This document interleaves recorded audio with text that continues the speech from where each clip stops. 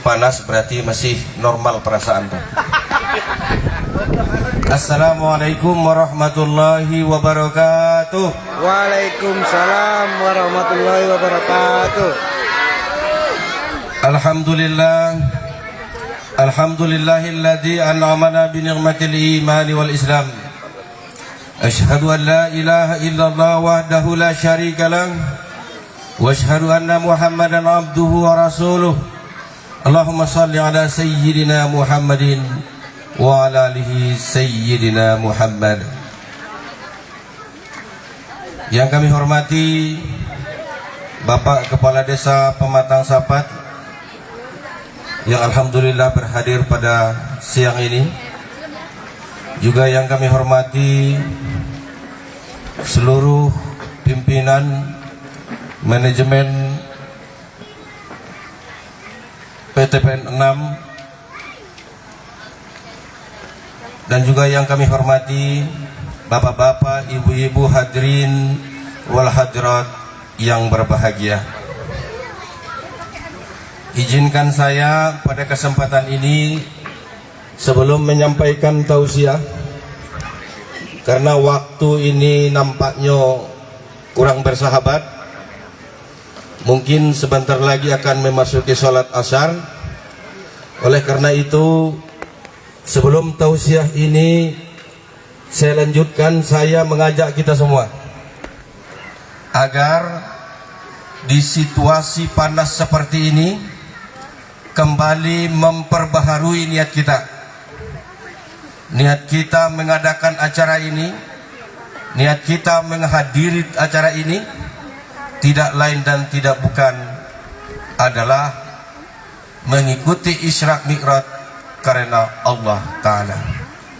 Jangan sampai kita sudah bersusah payah datang, meluangkan waktu kita, ternyata karena niatnya tidak bagus, kita tidak mendapatkan apa-apa di hari kemudian. Ini sangat disayangkan. Oleh karena itu, kita ceramah barangkali hanya sekitar 40 menit, ya Pak Kades. Perkenalan, kalau nama saya tidak lagi salahnya tadi penyebutan dari pembawa acara. Apalagi tadi Ketua PHBI agak menggugah pikiran saya, ternyata beliau paham juga dengan sejarah Isra Mi'raj sampai tahun-tahun Masehinya. Alhamdulillah, kalau Ketua PHBI-nya sudah lancar seperti itu, insya Allah nanti di sekelilingnya jamaahnya pun akan semakin paham tentang sejarah Isra wal Mi'raj. Nama saya Pardamian Ritonga, tapi kalau di daerah Simpang Niam itu disebut panggilannya itu Ustadz Parda. Bapak-bapak kalau berangkat ke Jambi di Simpang Niam, insya Allah tanya di sana mana rumah Ustadz Parda, insya Allah akan ditunjukkan di mana rumah saya. Dan juga ucapan khusus terima kasih bahwa sore ini saya diantar oleh seorang politikus sampai ke sini, yaitu Saudara Padli, Sarjana Hukum, Ketua Gerindra Kabupaten Bungo. Jarang-jarang saya Pak diantar ceramah pakai politisi, baru kali inilah. Biasanya berangkat dewek itulah. Dan juga mohon maaf bapak-bapak, karena saya juga tadi malam tuh tidurnya baru jam 3. Habis acara, jamaah ngajak ngota pula. Ini sampai jam 3, jam 4 bangun. Sehingga masih kurang fit. Dan waktunya pun sekarang mepet. Ya kita sampaikan apa adanya saja. Bapak Ibu hadirin yang dirahmati Allah Subhanahu wa Ta'ala, kita mulai. Diawali dengan surah yang telah dibacakan oleh qari'ah kita yang luar biasa tadi. Subhanalladzi asra bi 'abdihi lailan minal masjidil haram ilal masjidil aqsal ladzi barakna haulah ila akhir. Maha suci Allah yang telah memperjalankan hambanya Muhammad dari Masjidil Haram Makkah ilal Masjidil Aqsa, sampai Masjidil Aqsa di Palestina. Lailan, hanya sebagian malam. Saya mau bertanya kepada kita semua nih. Kira-kira kita yang hadir di sini percaya nggak kita cerita Isra Mi'raj ini? Ibu-ibu, bapak-bapak yang di belakang, kira-kira percaya nggak kita tentang Isra Mi'raj ini? Kadang-kadang kita percaya, tapi landasan kepercayaan itu tidak ada di hati kita. Coba kita uji agar menguatkan keyakinan kita terhadap Isra Mi'raj ini. Karena pada hari itu, di mana cerita Isra Mi'raj ini disampaikan oleh Nabi kita, manusia pada saat itu adalah terbagi menjadi beberapa bagian. Yang pertama, ada orang semakin tidak yakin dengan Nabi Muhammad sallallahu alaihi wasallam. Yang kedua, ada orang yang sudah beriman awalnya, tapi mendengar cerita Isra Mi'raj kembali menjadi kafir. Yang terakhir, golongan orang mendengarkan Isra Mi'raj itu yakin dan seyakin-yakinnya apa yang disampaikan oleh Nabi Muhammad, dan bertambahlah keyakinannya, keimanannya setelah Isra Mi'raj. Apa landasan mereka? Tidak mungkin wahai Muhammad, kamu bisa berjalan dari Makkah sampai ke Madinah hanya sebagian malam. Sementara kalau dari sini berjalan sampai ke Madinah itu butuh waktu 40 hari 40 malam. Cerita apa ini wahai Muhammad? Tukang sihir kamu, pembohong kamu. Itu disampaikan oleh masyarakat pada saat itu. Untuk meyakinkan kita tentang Isra Mi'raj ini, saya boleh menganalogikan dengan bahasa yang lain. Ketika semut yang di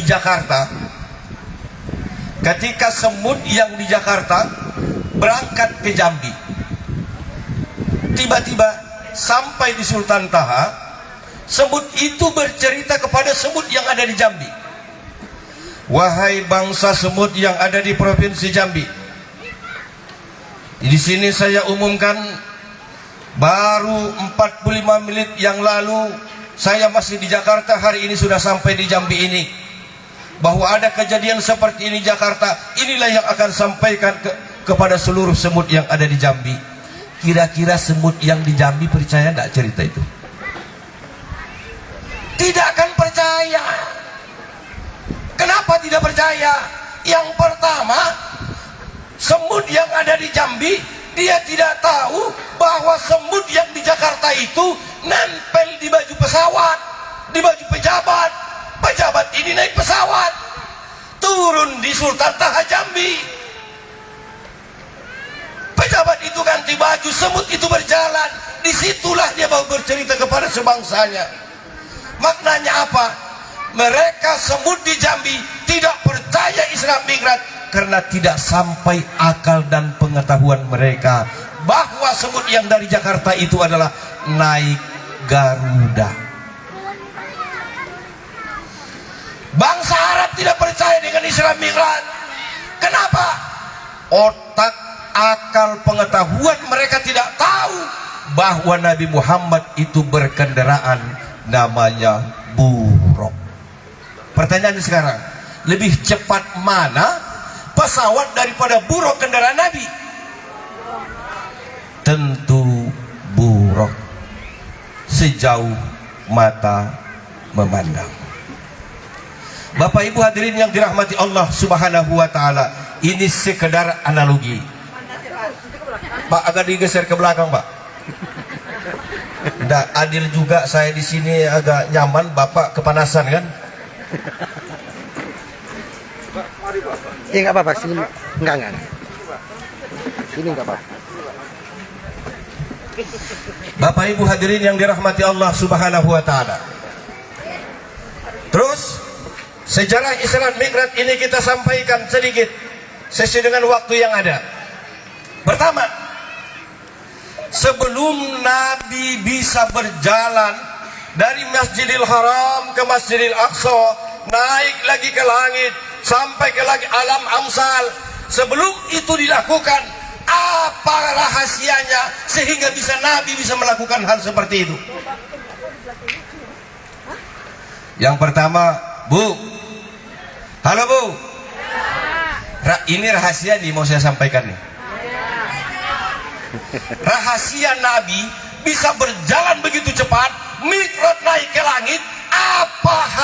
Apa yang dia lakukan? Kenapa dia bisa secepat itu? Ternyata Bapak Ibu, sebelum proses Isra Mi'raj itu ada 2 malaikat mengoperasi dada beliau. Ada 2 malaikat mengoperasi dada Nabi, dibawa ke tepian sumur Jam-Jam. Ada di sana malaikat Israel, ada di sana malaikat Jibril. Siapa yang mengoperasi Muhammad? 2 malaikat ini dibersihkanlah hati Muhammad, dibasuh dan dibersihkan, disucikan dengan air sumur Jam-Jam. Diambil bibit kesombongan, diambil bibit kecongkakan, diambil semua bibit kemaksiatan yang ada di hati Nabi. Maka setelah proses itu barulah beliau bisa berjalan secepat itu sampai naik ke langit. Ibu, halo Bu. Saya gak jarang-jarang kesini, tapi saya anggap kita sudah lama kenal lah. Bu, halo Bu. Ibu tahu nggak doa Jibril waktu mengoperasi Muhammad? Tidak tahu? Perlu saya sampaikan. Bapak Ibu hadirin yang dirahmati Allah Subhanahu wa taala, tatkala Nabi sudah dibawa ke tepian sumur Jam-Jam, datanglah seorang dokter malaikat mengoperasi dada Muhammad. Pertama di sana ada Jibril, ada Mikail. Tatkala Muhammad sallallahu alaihi wasallam sudah dibaringkan, operasi berjalan. Apa dibacakan Jibril? Dibacakan Jibril lah di sana. Bismillahilladzi la yadurru ma'ismillah wa la yadurru illa biiznillah ma la yaksifu illallah. Ditarik semua bibit kesombongan, kecongkakan, kedurhakaan, diambil, dibersihkan dengan sumur air Jam-Jam itu. Berapa kali? 3 kali. Habis diperiksa oleh Jibril, sudah disaksikan oleh malaikat. Sudah kau ambil bibit kesombongan, sudah. Kecongkakan, sudah. Kedurhakaan, sudah. Tetapi belum yakin itu bersih. Kembali lagi Jibril membacakan doa saat operasi. Bismillahilladzi la yadurru ma'ismillah wa la yadurru illa biiznillah ma la yaksifu illallah. Diambil dan dibersihkan sampai 3 kali. Bu, barangkali ibu di rumah ibu, anak-anak ibu rada-rada nakal. Oh ibu, jangan pukul anakmu. Bu, jangan macam-macam ngomong sama anak. Jangan sumpah serapah sama anak. Terus Ustaz, ladongkol Ustaz, melawan. Ibu, saya ajarkan sore ini. Oh ibu. Alhamdulillah. Yang saya takutkan lalu lagi jawabannya. Aku baru. Oh ibu, barangkali anak ibu rada-rada nakal, ngaji tidak mau, diajak sholat moh. Apa moh? Dak bahasa itu. Moh ya. Awak bahasa ini terlalu banyak, jadi ragu juga bahasa itu. Setelah itu ibu jangan diomelin, jangan disumpah serapahin. Di saat dia masuk ke kamar, ibu berwudu, bacakanlah doa yang dibacakan oleh Jibril supaya seluruh bibit kemaksiatan yang ada di hati anak itu kembali suci dan bersih. Ini Bu, lihat tangan saya. Tangan, telapak tangan nih taruh di apa, kening.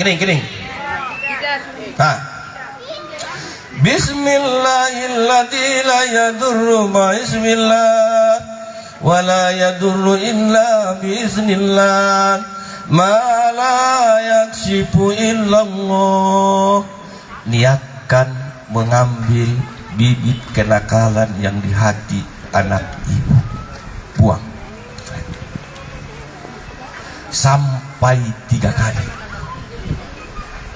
Udah hafal, Bu? La ilaha illallah. Ini ceramah nggak bisa lama-lama, ini waktu udah habis. Nah, saya ulangi. Oh ibu, barangkali ibu, suami ibu di rumah rada-rada nakal. Pas gajian tanpa permisi langsung pergi ke Jambi. Taulah kalau ke Jambi tikungan banyak. Ya lah, Bu. Oh ibu, jangan melawan sama suami. Bu, si bapak jangan dilawan, bahaya. Terus Ustaz, ini doanya nih, doa Jibril ini perlu kita amalkan nih. Barangkali suami ibu ada rada genit, rada nakal. Oh, genit terlalu kasar juga. PK. Oh ibu, tunggu si bapak pulang. Jam berapa dia balik ke rumah? Biasanya jam 10. Jangan tidur dulu. Saya umumkan, Siti Aisyah istri Nabi tidak pernah tidur sebelum suaminya Muhammad SAW balik ke rumah. Ibu-ibu di sini gimana? Macam itu tak? Kadang-kadang suami datang, istri langorok. Di mana lagi kebahagiaan? Di mana lagi pahala menyambut suami itu? Gak ada lagi. Makanya sore ini saya umumkan, wahai ibu-ibu yang sudah berjilbab, tunggu suamimu, jangan engkau tidur sebelum suamimu tidur. Hah? Piye. Ya kalau suami nonton bola, permisi pula lah suami kepada istri. Gak. Tenang Bu, ibu pasti saya bela. Karena sampai sekarang istri saya masih perempuan, Bu. Jadi kita lanjut sampai ibu hafal. Setelah suami datang, dia masuk, ibu jangan tidur. Kalau dia lagi marah, diamkan saja. Kalau dia lagi marah nih, laki-laki ini sudah salah dia, nggak mau disalahkan. Itu laki-laki, Bu. Betul lah, Bu? Pengalaman kalau ya. Setelah dia pulang, nampak muka tidak bersahabat, lepaskan dia ke tempat tidur, biarkan dia tidur terlebih dahulu. Ibu beranjaklah ke kamar mandi. Setelah kamar mandi, ibu bersih. Gak boleh mendekati suami dalam keadaan kotor. Ini kadang-kadang bahayanya kita di rumah tangga macam itu. Kalau ada artis datang, ibu dandan tuh sampai 3 jam. Beda. Tapi tatkala suami pakai baju daster yang lamu tulah terus dipakai. Setelah itu ada pula peniti di sini. Si bapak kena puluk lagi. Ya Allah Rabbi. Setelah itu ibu pelan-pelan masuk, sudah wudhu. Tapi tadi jangan lupa niat ini, ya Allah, aku ingin suamiku menjadi orang baik, ya Allah, dengan bacaan yang sudah dibacakan oleh Jibril kepada Muhammad. Pelan-pelan masuk. Setelah masuk, ibu lihat, kalau sudah tidak bergerak lagi,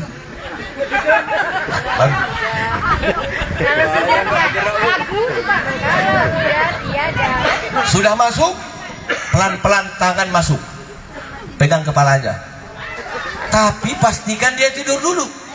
Kalau enggak, bahaya juga dibuatnya tuh. Jangan sembarangan masuk tangan tuh. Baru bacakanlah, pegang kepalanya, Bismillahilladzi la yadurru ma ismillah wa la yadurru illa biiznillah ma la yaksibu illallah. Buang bibit kesombongan di hati suami ibu. Bu, sudah hafal belum? Bu, belum hafal juga? Kacau gitu. Memori udah tua, Pak. Hah? Memorinya udah tua. Udah direkam, Pak, udah direkam.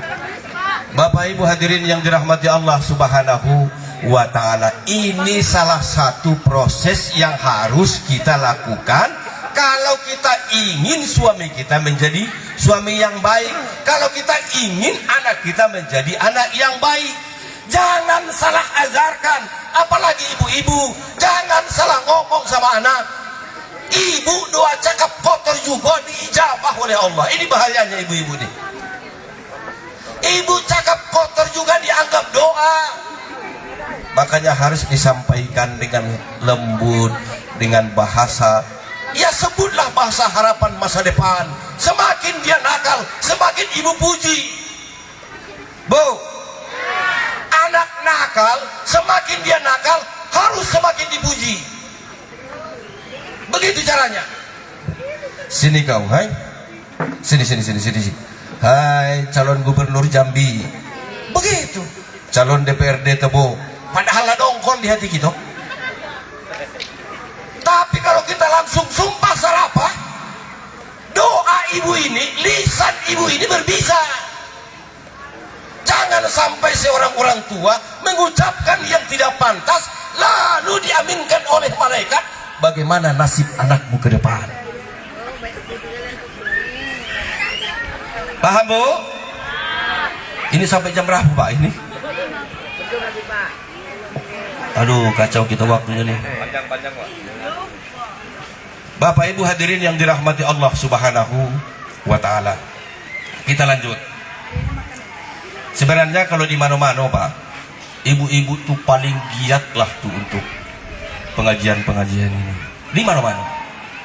Paling banyak ibu-ibu lah gairah untuk mengetahui tentang agama itu ada di bagian ibu-ibu. Bapak-bapak nih, cobalah kalau kita hitung sekarang nih, lebih banyak bapak ibu-ibu nih. Lebih banyak ibu-ibu. Karena ibu-ibu ini sedang yasinan bengantuk, masih bisa baca yasin. Ini kelebihannya nih. Lah ngantuk dia, tapi masih bisa baca yasin. Saya pernah suatu ketika, Bapak Ibu, tengoklah ibu-ibu ini namanya gendong anak, hari panas macam kok, yasinan ibu-ibu. Telompat yasin tuh. Telompat. Jadi kalau ada ibu-ibu baca yasin tidur, itu nggak boleh dimarahin. Bagus. Berarti ibu tuh sehat. Ada kawan saya sudah dikasih pil tidur pun tidak tidur-tidur, itu yang bahaya. Jadi dia baca sambil ngantuk macam Bismillahirrahmanirrahim, Yasin wal Qur'anil Hakim, innaka laminal mursalin ala siratim mustaqim, siratal ladzina an'amta alaihim ghairil maghdubi alaihim waladdallin. Di awal baca Yasin, ujungnya Fatihah. Ngeri-ngeri sedap itu. Tapi alhamdulillah, itulah gairah mereka untuk agama ini. Karena si ibu tidak baik, bahaya anak di rumah. Karena kuncinya adalah ada perempuan. Bapak Ibu hadirin yang dirahmati Allah Subhanahu wa taala. Kita ambil sedikit sejarah. Masih sempat, ada waktunya lagi, Pak? Hah? Masih? Kita lanjut ceritanya. Isra Mi'raj, Isra berjalan, Mi'raj artinya naik. Ibu-ibu, bapak-bapak, kalau pingin sholatmu Isra, kalau pingin sholatmu Mi'raj, awali dengan kata subhana, bersuci. Kalau cara bersuci ibu tidak baik, istinja ibu tidak benar, wudhu tidak sempurna. Jangan harapkan sholatmu akan jalan, jangan harapkan sholatmu akan mikrat. Ini pelajaran rendahan tapi jarang disampaikan oleh Pak Ustadz, Pak Kiai Ajengan. Bagaimana cara istinja yang benar, bagaimana cara wudhu yang baik. Ini modal kita. Jangan sampai cucu sudah 16, doa mandi hadas besar pun tidak paham. Jadi tuh, cemana caranya tuh? Awak lompatlah. Tidak lu lagi dibaca-baca lagi. Hati-hati ibu, hati-hati bapak. Cara istinja kita yang diajarkan Nabi seperti apa? Cara wudhu yang diajarkan Nabi itu seperti apa? Karena ini adalah modal kita. Wahai bapak-bapak, kalau kalian ingin karir kalian mantap, berjalan, naik, meningkat, pertama sucikan hatimu. Itu makna diawali dengan kata subhanalladzi. Wahai ibu-ibu, kalau suamimu ingin suamimu pekerjaannya baik, karirnya meningkat, perbaiki hatimu wahai istri. Ini kadang-kadang istrinya nyuruh suami korupsi, Pak. Kan begitu? Dipanggil, Pak.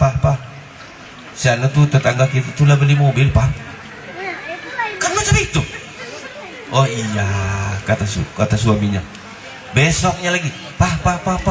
Tetangga kita lah punya motor baru. Sampai kapan ndak panas kuping suami nih? Jadi banyak orang-orang korupsi itu adalah diakibatkan oleh perempuan salah ngegas. Salah ngegas. Artinya apa? Istri harus suci hatinya. Doakan suamimu bekerja. Wahai sang suami, sucikan hatimu. Usahamu pasti isra berjalan, karirmu akan mi'raj. Jangan cari dukun. Bu. Cara saya ceramah macam gini, paham dah kira-kira? Jangan saya ini sudah seperti radio rusak, tidak didengar pulau kan? Bapak Ibu hadirin yang dirahmati Allah Subhanahu wa Ta'ala. Setelah berjalan, ini inti-intinya adalah kita sampaikan nih. Mi'raj Nabi kita. Apa makna dibuat minal masjidil haram minal masjidil aqsa? Ternyata kita, Bapak Ibu, tujuan dalam kehidupan ini harus dari masjid ke masjid.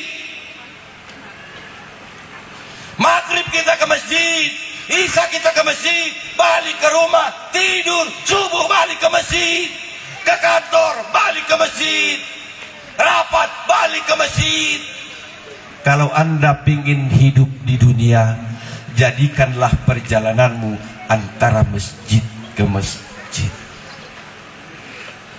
Kalau tidak, kau akan mendapatkan kebahagiaan yang semu. Istrinya tak pernah sholat, suaminya karirnya meningkat. Si istri percaya terus sama suami. Tahu-tahu lah bini duo, hancur rumah tangga tuh. Tahu-tahu lah di Jambi selingkuh pulau, hancur. Bapak Ibu hadirin yang dirahmati Allah Subhanahu wa Ta'ala. Perjalanan Nabi Mi'raj, tujuan utamanya apa? Menjemput sholat. Sebenarnya Isra Mi'raj ini kita peringati adalah merepress jiwa kita agar semakin cinta, semakin giat melaksanakan ibadah sholat. Jangan sampai sudah Isra Mi'raj masih juga jauh dari masjid. Berjalan Nabi, di sana Muhammad sallallahu alaihi wasallam disampaikan kepada alam amsal. Apa alam amsal itu? Adalah alam permisalan. Muhammad, ini gambaran umatmu, ini akibatnya, ini resikonya, ini siksanya. Tiba-tiba bertemulah dia dengan sekelompok manusia dalam perjalanan itu, di mana ditemukan oleh Muhammad ada seorang perempuan. Di dalam sejarah Isra wal Mi'raj itu diikat rambutnya, ditarik ke atas, dinyalakan api di bawah, menangis merintih, sehingga Nabi bertanya kepada Jibril, "Ya Jibril, man haula?" Jibril, siapa orang ini? Luar biasa sakitnya, rambutnya ditarik ke atas, api dinyalakan dari bawah, hancur kulitnya. Jibril, siapa ini ya Jibril? Ceritakan.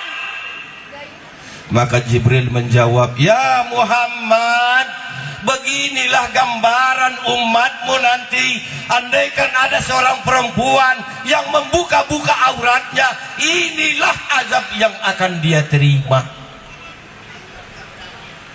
Alhamdulillah sore ini saya datang ke sini, satu pun saya lihat nggak ada yang nggak pakai jilbab nih. Galoe pakai jilbab. Alhamdulillah, mulai dari pangkal sampai ke ujung sana semuanya pakai jilbab.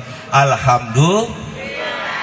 Hari ini entahlah kalau saya sudah balik nanti kan tidak tahu lagi. Bapak Ibu hadirin yang dirahmati Allah Subhanahu wa taala, ini saatnya umat Islam buka aurat. Itu bukan modern lagi. Tutup auratmu. Sejarah Isra Mi'raj menjelaskan luar biasa ajab bagi seorang perempuan, diajak sungguh merintih kepanasan, diakibatkan selalu membuka auratnya di tengah-tengah masyarakat. Bu, kalau kita punya anak gadis, ya, jangan biarkan dia keluar sebelum menutup aurat. Ini kadang nganggap sok keren, sok hebat, kasih motor anaknya ndak pakai jilbab, rambutnya terbuka, jalan keliling-keliling di perumahan. Ya Allah Rabbi, kalau ibu tidak marah, kalau bapak tidak marah, anak itu yang harusnya masuk neraka akan diganti oleh Allah Subhanahu wa taala. Ibu dan bapak yang akan dimasukkan ke dalam neraka karena ibu tidak mengajarkan dia cara menutup aurat yang benar. Bu, boleh saya cerita dari kita? Nah, sebelum habis ceramah nih, udah berapa menit? Udah habis belum? Belum. Saya ibu bapak, ada 8 tahun saya di Bandung. Waktu itu umur saya masih muda. Waktu itu masih ganteng lah. Kalau sekarang kan sudah jauh. Nah, waktu itu kan zaman-zaman kuliah dulu. Saya pengajian itu ada RT ke RT lah, agak jauh. Tiba-tiba saya belum punya kendaraan ibu. Saya naik angkot. Tahu ibu angkot? Angkot itu adalah kendaraan yang paling saya benci di atas dunia ini. Kenapa dibenci Ustaz? Ini angkot nih. Yang sebelah sini duduk di sini, yang sebelah sana duduk di sana. Yang sebelah sini menghadap ke sana, yang di sana menghadap ke sini. Macam koha. Tidak. Mobil itu berjalan, awak macam kola. Kan mobil biasanya kan berjalan begini kan dihadap depan gitu tuh. Ikoda macam apa tuh? Gayo, apa namanya tuh? Jadi saya naik angkot ibu, mau mengisi pengajian. Pas saya masuk kursi dadu lagi. Ini bagi yang sudah pernah di Bandung, angkot 05. Maka saya duduk di situ. Sudah penuh. Yang namanya supir angkot, walaupun sudah penuh masih juga nyari penumpang dia tuh. Berjalan mobil tuh. Tiba-tiba baru hanya 5 menit berjalan di simpang itu adalah seorang perempuan yang ikut naik pulau. Dari jauh awaklah melihat tangannya macam koha, apa untuk angkot tuh kan, macam koha. Jadi dalam hati saya, ya Allah ya Rabbi, bangkulah habis. Kalau itu masuk, ya Allah, di mana lagi tempatnya? Takut juga kita. Saya berdoa supaya itu penumpang nggak boleh dinaikin. Rupanya oleh supir dia cari kok apa? Saya bilang, "Pir, jangan usah, cepat awan ini nak ceramah." "Pak Ustaz, aku ini nyari duit, bayar setoran Ustaz." Awak terdiamlah. Tiba-tiba saya lihat di samping kanan saya sudah ada orang, samping kiri sudah penuh. Dia ada bangku tempel, namanya apa dah? Bangku tempel. Zaman dulu, bangku tempel dah. Tiba-tiba supir tuh ngambil bangku tempel, ditaruhnya persis yang di depan saya. Ya Allah ya Rabbi, ya Allah ya Rabbi. Tiba-tiba masuklah gadis itu, duduk persis di depan saya. Waktu itu saya pakai gamis, ibu. Gamis saya itu kan masih putih waktu itu, masih masa-masa kuliah. Jadi apa yang terjadi? Ya Allah ya Rabbi, ku cobalah melihat ke bawah, karena saya agak ragu berhadapan dengan, karena namanya angkot, saya di sini, dia di sini, di depan saya. Taulah di jalan apa angkot 05 itu agak ada buruk-buruk jalannya dikit. Saya cobalah melihat ke bawah. Tapi kalau saya lihat ke bawah, nanti kelewat tujuan saya nih, kata saya kan. Saya coba. Apa yang terjadi? Pasrah kepada Allah.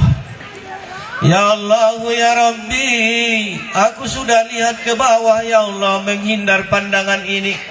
Tapi ya Allah, kalau ku lihat ke bawah terus, takut nanti lewat tujuan saya, ya Allah. Oh Tuhan, aku coba lihat ke atas, ya Allah. Di atas rupanya di sebelah saya ada yang merokok, kena mata saya. Oh Tuhan, tak telap dako. Ya Allah, sudah aku coba ke sebelah kanan, ya Allah. Ternyata orang Batak Pulau yang bingung itu. Kita sama-sama bayar ongkos lagi, geser. Kuputar lagi sebelah kiri. Ya Allah, marah pula yang di samping saya. Ya Allah ya Rabbi, segala usaha sudah aku usahakan, ya Allah. Apa boleh buat? Terpaksalah ku buka mataku. Oh, dia poin lagi. Ternyata ibu-ibu, bapak-bapak, si perempuan tadi, si gadis tadi, pakaiannya, celananya luar biasa. Mungkin masukkan celana itu pun nangis dia tuh, saking susahnya masukin dia tuh. Saya lihat bajunya ibu, bajunya pun tidak siap, nunduk begini, ampun ya Allah Rabbi, semua serba salah. Ya Allah ya Rabbi, semua usaha sudah aku lakukan, ya Allah, ampunkan aku ya Allah. Ku buka mataku. Setelah itu, apa yang dilakukan gadis itu? Ternyata dia duduknya seperti ini, Bu. Ada tempat duduk nggak duduk itu sulit juga ya, mencari kedudukan itu sulit memang. Jadi lututnya ibu bapak dia temukan begini, dia ambil sapu tangan di bawahnya, dia tutup bagian depan seperti ini. Bayangkan sapu tangan sebelebar ini, lututnya ditutupi seperti ini. Merah mukanya. Apa yang terbesit di hati saya waktu itu, bapak-bapak, ibu-ibu? Ya Allah, ya Allah, andaikan kau berikan aku punya anak gadis, andaikan kau berikan aku anak betina, ya Allah, aku akan menutup aurat anakku, ku belikan pakaian yang bisa menutup aurat anakku. Tidak seperti gadis yang ini. Ternyata gadis itu pun, Bu, malu melihat saya. Bukan melihat saya, mungkin lihat gamis saya. Waktu itu kopiah putih, pakai gamis nak ceramah, pakaiannya super ketat.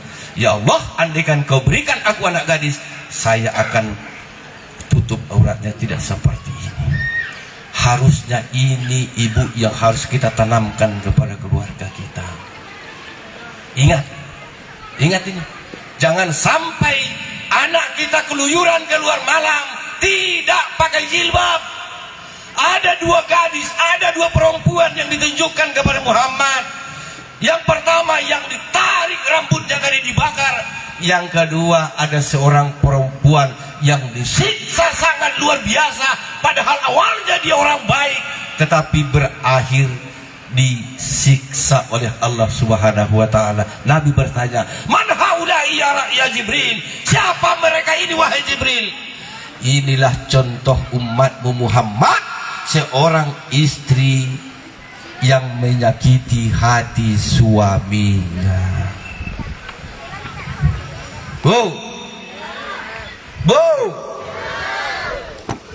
Tidak boleh menyakiti hati suami. Gambaran sudah dipertontonkan kepada Nabi Muhammad sallallahu alaihi wasallam. Apa Ustadz contoh menyakiti hati suami ini? Kan itu contohnya begini. Ada seseorang bertamu ke rumah. Yuk, apa? Ada abang dah? Dah do? Apa hal? Adolah nggak disampaikan? Udahlah sampaikan ke saya be. Dah bisa yuk, ini amanah harus ke abang.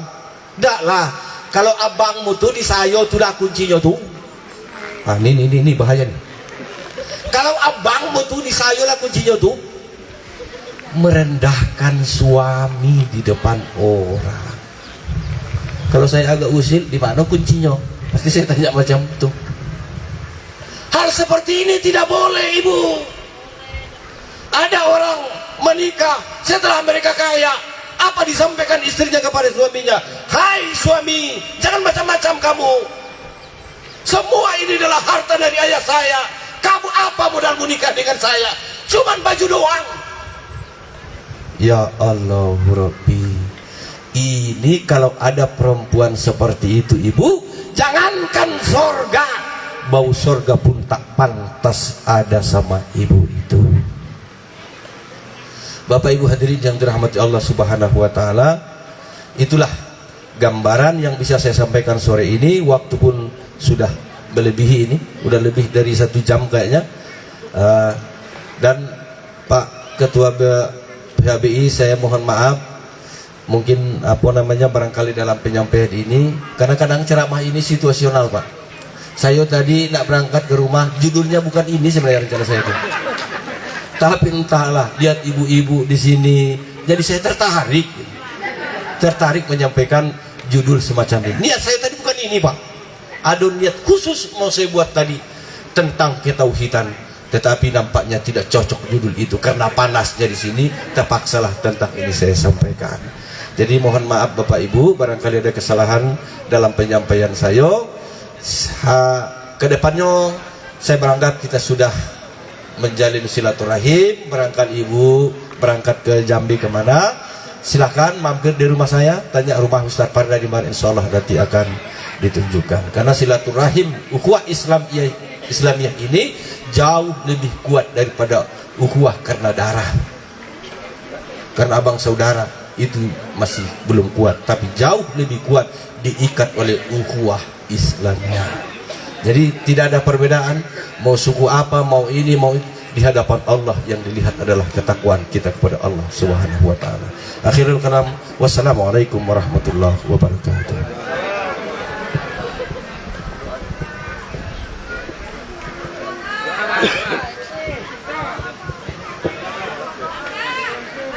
Doa. Al-Fatihah. A'udzu billahi minasyaitonir rajim. Bismillahirrahmanirrahim. Alhamdulillah rabbil alamin arrahmanir rahim maliki yaumiddin.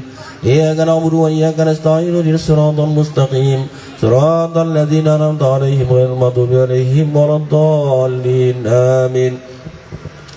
Na'udzu billahi minasyaitonir rajim. Bismillahirrahmanirrahim. Alhamdulillah rabbil alamin wassalatu wassalamu ala asyrafil anbiya'i wal mursalin wa ala alihi washabihi wasallam ajma'in. Allahumma ya Allah, Allahumma la ilaha illa anta subhanaka inna kunna minadh zalimin. Allahumma ja'al bainana ya Allah wa baina qaumina ya Allah mawaddatan wa rahmah, wa la taj'al bainana ya Allah furqatan wa la ajaba.